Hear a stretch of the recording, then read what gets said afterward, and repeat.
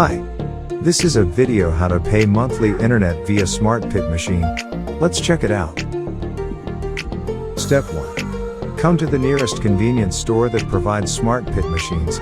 You can come to Family Mart, Lawson or Mini Stop.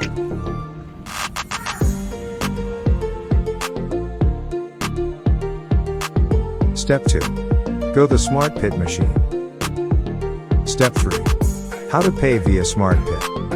Choose International Money Transfer Service, then select Smartpit Payment. Press OK for confirmation and please wait.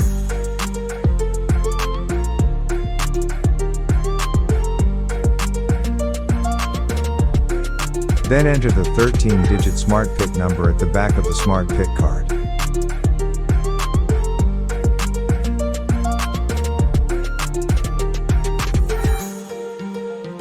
Press OK when done.